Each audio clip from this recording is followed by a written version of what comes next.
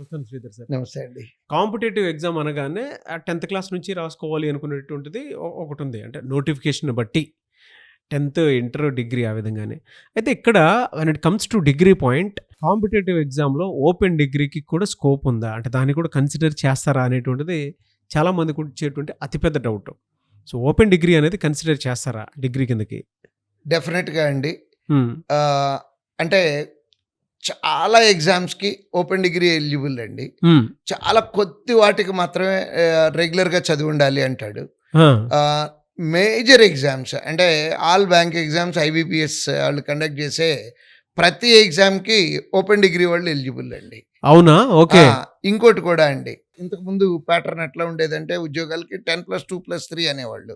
అంటే ఇంటర్మీడియట్ కూడా చదివి ఉండాలండి. హ్మ్. బట్ ఇప్పుడున్న దీంట్లో ఇంటర్మీడియట్ చదవాల్సిన అవసరం కూడా లేదండి. ఇంటర్మీడియట్ చదవకుండా డైరెక్ట్‌గా ఓపెన్ డిగ్రీ చేసే పిల్లలు ఉన్నారండి. ఓకే. ఓపెన్ డిగ్రీ చేసేవాళ్ళు ఒక పీజీడీబీఎఫ్‌లకి తప్పించి హ్మ్. మిగిలిన క్లర్క్, పీఓ ఎవ్రీ ఎగ్జామ్‌కి ఎలిజిబుల్ అండి.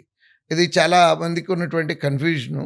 హ్మ్. ఎలిజిబిలిటీ ఉంటుందా? ఉండదా? అనుకుంటూ డైలమాలో అప్లై చేయకుండా ఉంటున్నారండి. హ్మ్. బట్ దాంట్లో క్లియర్‌గా మెన్షన్ చేసి ఉంటుందండి. ఒక ఐబీపీఎస్ ఎస్ఓ ఒకదానికి ఎంబీఏ క్వాలిఫికేషన్ దానికి ఎంబీఏ రెగ్యులర్ అని అడుగుతాడండి.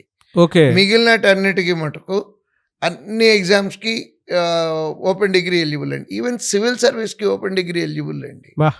నాకు తెలిసిన సివిల్ సర్వెంట్స్ ఓపెన్ డిగ్రీ చేసిన వాళ్ళు ఉన్నారండి. హ్మ్. హ్మ్. Even they can become IAS and IPS also. హ్మ్. వాళ్ళని వాళ్ళు తక్కువ చేసుకోవాల్సినటువంటి అవసరం లేదండి.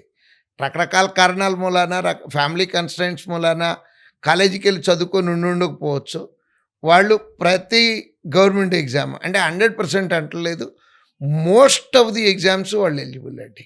చాలా మందికి ఉండేటువంటి డౌట్‌ని మాత్రం క్లియర్ చేసేసారు. అంటే ఇందులో రెగ్యులర్ పెట్టాలా? ఓపెన్ డిగ్రీ పెట్టాలా? అనుకునేటువంటి కాలం దగ్గర ఆగిపోతూ ఉంటారు. నాది ఓపెన్ డిగ్రీ కదా! అనుకునేటువంటి భావన కూడా పిల్లల్లో ఉండి చదువుకోకుండా ఆగిపోయినటువంటి వాళ్ళు ఉన్నారు. అంటే కొంతమందేమో అసలు ఏమో నేను గవర్నమెంట్ జాబ్స్‌కి వాటికి అర్హుడిని కాదేమో అనుకుని ఆగిపోయినటువంటి వాళ్ళు. But you have given a very good clarity.